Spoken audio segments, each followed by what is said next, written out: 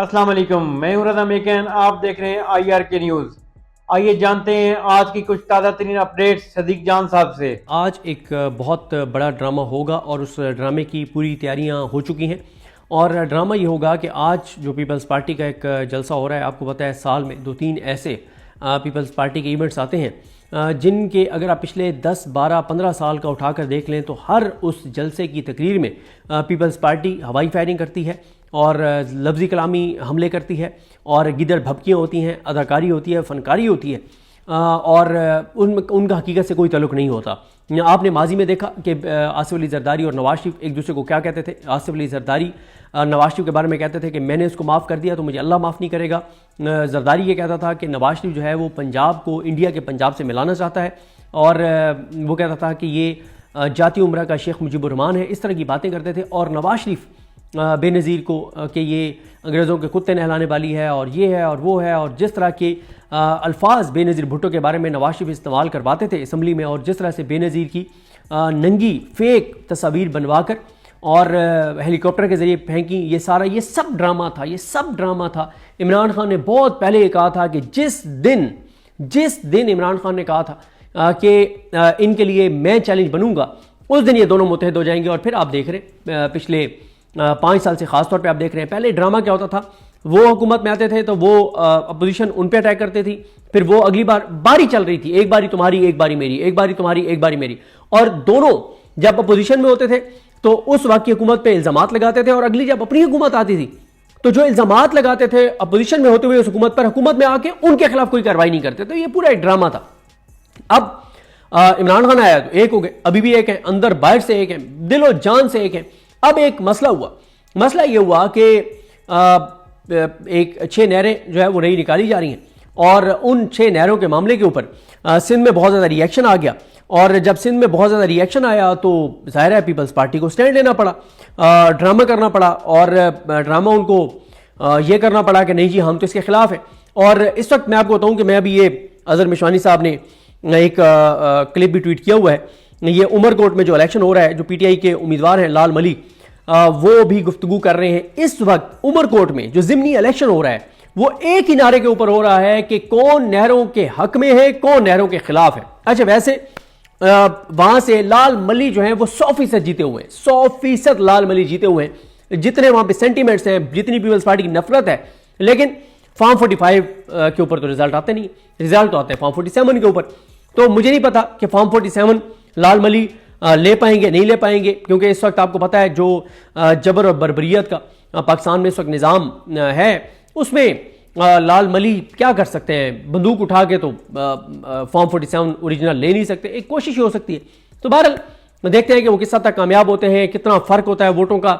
लेकिन ये तय है कि 100% लाल मली जो है 100%। आप वहाँ किसी से फ़ोन करके पूछ लें, अगर आपका वहाँ पर कोई जर्नलिस्ट दोस्त है, इंडिपेंडेंट है, फ़ोन करके पूछ लें, वो आपको कहेगा कि लाल मली 100% जीता हुआ है। आप वहाँ किसी से पीपल्स पार्टी का जो हामी है उससे अगर आपकी अच्छी दोस्ती है, वो आपको बताएगा कि फॉर्म 47 पे जीत जाए तो जीत जाए, फॉर्म 45 पे नहीं जीते। यानी इस तरह का माहौल है। क्यों? अब आज क्या है, आज बड़े इंपॉर्टेंट थे। आज बिलावल भुट्टो जरदारी ने एक तकरीर करनी, उसमें बिलावल भुट्टो जरदारी पूरे ड्रामे करेंगे, पूरी अदाकारी करेंगे, बड़ी गिदड़ भपकियां, ये वो, और चीखेंगे जैसे वो कहते थे अंकल अल्ताफ ये कर दूंगा, अंकल अल्ताफ वो कर दूंगा। आज वही MQM, आज वही पीपल्स पार्टी एक है। वो जो बिलावल भुट्टो धमकियां देते थे शरीफ खानदान को, बिलावल का एक बयान है जिसमें बिलावल ने कहा कि लाहौर के खानदान है जिसकी रगों में फलां फलां खून है, और इस तरह की बात उन्होंने की थी। आज वही बिलावल और वही मरियम कजन्स है। आज उनके दिल एक साथ धड़कते हैं। आज उनकी, क्योंकि मसला क्या है कि सियासी रूह जो इनके अंदर फूंकी गई है वो एक ही जगह से फूंकी गई है। तो जाहिर है ये सारे उसी जगह पे जवाब दे जहां से सियासी रूह इनके अंदर फूंकी गई है, वरना तो ये सियासी मुर्दे हैं, ये सियासी मुर्दे हैं। इनके अंदर जो रूह फूंकी गई है ये उन्हीं को जवाब देते। अब मतलब चलें उस मिसाल की तरफ नहीं जाते, तो खैर इसको सियासी उस्ता की रखते हैं। आज बिलावल जो है नहरों वाले मामले पे करेंगे गिदड़ भपकियां। अब हकीकत पहले आप देख लें, इसमें हमारे दोस्त किस्मत खान जिमरी ने सबसे पहले ये फैक्ट्स निकाल के और ट्वीट किए थे। और इसमें ये कब का है जनाब, ये 8 जुलाई 2024 का ये इजलास है, जिसकी तस्वीर भी जारी हुई, जिसमें आसिफ अली जरदारी बैठे हैं, मोहसिन नकवी बैठे हैं और फौज के ऑफिसर्स बैठे हैं। और इसकी जो प्रेस रिलीज जारी हुई थी उसमें भी लिखा हुआ था कि सदर आसिफ अली जरदारी की ज़ेर सदारत ग्रीन पाकिस्तान मंसूबे से मुतल्लिक इजलास। सदर मुमलिकत का जो एक किनाल है वो उस मंसूबे को 1.5 साल में मुकम्मल करने पर उन्होंने जोर दिया। वफाकी हुकूमत मंसूबे की तरजीह बुनियादों पर बर वक्त तकमील यकीनी बनाने के लिए फंड्स फराहम करेगी। सदर और कच्ची कनाल जो है उससे बलोचिस्तान की इतने लाख एकड़ ज़मीन सराब होगी। एक ये, फिर आगे आ जाए जनाब। इजलास में सदर मुमलिकत को ग्रीन पाकिस्तान मंसूबे के लिए 6 स्ट्रेटेजिक नहरों की तामीर के बारे में ब्रीफिंग दी गई। दोबारा सुने, इजलास में सदर मुमलिकत आसिफ अली जरदारी को ग्रीन पाकिस्तान मंसूबे के लिए 6 स्ट्रेटेजिक नहरों की तामीर के बारे में ब्रीफिंग दी गई। इजलास में वजीर दाखिला सैयद मोहसिन रजा नकवी और आला अस्करी हुकाम ने शिरकत की। ग्रीन पाकिस्तान मंसूबे के लिए 6 स्ट्रेटेजिक नहरों की तामीर की जाएगी। ब्रीफिंग, स्ट्रेटेजिक नहरों में चश्मा, राइट बैंक, कच्ची, रेनी, ग्रेटर थल, चोलिस्तान और थर केनाल शामिल। नहरों से मुल्की काबिल काश्त रकबा, लाइव स्टॉक और माही गिरों की सलाहियत बढ़ाने में मदद मिलेगी। सदर मुमलिकत की ग्रीन पाकिस्तान मंसूबे के लिए स्ट्रेटेजिक नहरों पर काम शुरू करने की हिदायत। फिर जरदारी क्या कहते हैं, पानी का ज़ाया रोकने के लिए स्ट्रेटेजिक नहरों की कंक्रीट लाइनिंग की जाए। आबी तहफ़्फ़ुज़, पानी का ज़ाया कम करने के लिए फलां और ये करना होगा।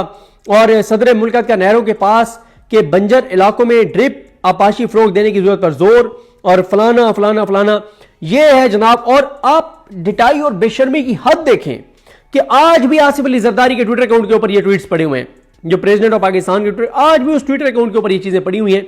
तो जनाब आज ड्रामा किया जाएगा, अदाकारी की जाएगी इजाजत के साथ, इजाजत ली गई। अच्छा मुझे एक बात बताएं, इस वक्त आपको पता है कि टीवी के ऊपर इमरान खान की तस्वीर नहीं चल सकती, इमरान खान का नाम नहीं चल सकता, एस्टेब्लिशमेंट के खिलाफ कोई बात नहीं चल सकती, इस हुकूमत के खिलाफ बातें और बयान सेंसर किए जाते हैं। और नून लीग वाले सीधा कहते हैं कि इन नहरों से हमारा कोई मामला नहीं है, ये नहरें जो बनवा रहे हैं वो बनवा रहे हैं। अब मुझे बताएं कि जो हालात उसके मुताबिक तो बिलावल का खिताब आज नहीं चलना चाहिए, लेकिन बिलावल का खिताब लाइव चलेगा, सारे चैनल्स दिखाएंगे, इसके ऊपर प्रोग्राम होंगे। वजह सिर्फ ये होगी कि पीपल्स पार्टी ने, और ये मेरा ख्याल है मोहम्मद मालिक साहब ने शायद अपने प्रोग्राम में कहा है, किसने कहा है कि इसमें भी पीपल्स पार्टी ने कहा है मुक्तदर हलकों को कि जनाब हमें बात करने दें, हम बात नहीं करेंगे तो ये तो लेते जाएंगी वहां पे GDA और PTI और ये सारी जो वहां पे सिंध की जो तंजीमें वो तो लेते जाएंगी, हमें बर्बाद कर देंगी। तो हम जबानी बात करेंगे, गिदड़ भभकियां मारेंगे, हवाई फायरिंग करेंगे, ये तो हमें करने देना, हम तो प्रैक्टिकल कुछ नहीं करेंगे। ये बिल्कुल वही बात है जैसे ड्रोन के मामले में ये अमेरिका को कहते थे कि तुम ड्रोन मारते रहो, हम तुम्हारे खिलाफ एहतजाज करते रहेंगे, तुम्हें गालियां देते रहेंगे, तुम्हारे खिलाफ बयान देते रहेंगे, तुम ड्रोन मारते रहो। ये वही आज चीज करेंगे। बिलावल आज ड्रामा करेंगे, स्क्रिप्ट लिखा जाए, लेकिन स्क्रिप्ट लीक हो गया क्योंकि चैनलों को पहले कहा गया कि काम उठा के रखने चैनलों। अच्छा, इससे ना एक तीर से 3 शिकार करना चाह रहे हैं।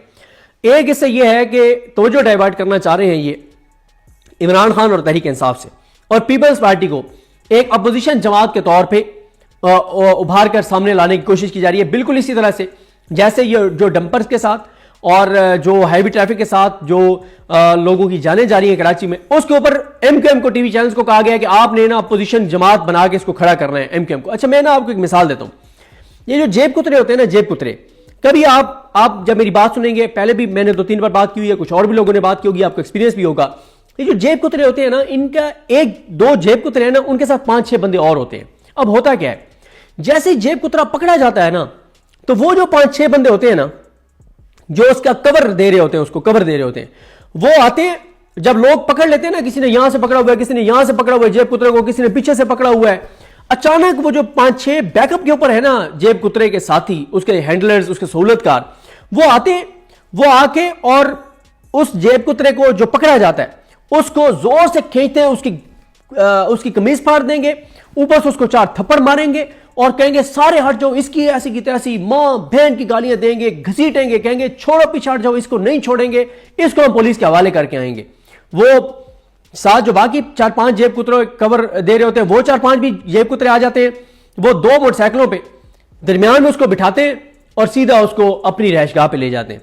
तो होता क्या है कि वो जो बजाहिर वो जो कवर देने वाले जेब कुतरे आगे बढ़ के और उसको मारा, उन्होंने उसकी कमीज फाड़ दी। लोगों ने इसे पकड़ा हुआ था इधर उधर से, उन्होंने आगे कमीज फाड़ दी, ये दिखाने के लिए कि हम असल में सबसे ज्यादा इस जेब कुतरे के खिलाफ हैं। तो पीपल्स पार्टी आज वही जेब कुतरों के सहूलतकारों वाला, उनके हैंडलर्स वाला, उनके साथियों वाला किरदार अदा करेगी। आज बिलावल जनाब वहां पे नहरों के मामले पे ना कपड़े फाड़ देंगे, ऐसे जनाब बयानात होंगे, ये वो सारा कुछ, हकीकत कुछ नहीं होगी। 1 तीर से 3 शिकार होंगे। पहला, इमरान खान से तवज्जो हटाना, पीटीआई को अपोजिशन जमात से ज्यादा पीपल्स पार्टी को इस हुकूमत की अपोजिशन जमात दिखाना, तवज्जो भी डाइवर्ट हो जाएगी। पीपल्स पार्टी जेब कुतरा वो जो पकड़ा गया था उसको बचा भी लेगी, कि लगेगा ये कि पीपल्स पार्टी आप जनाब नहरों के मामले को लीड करेगी।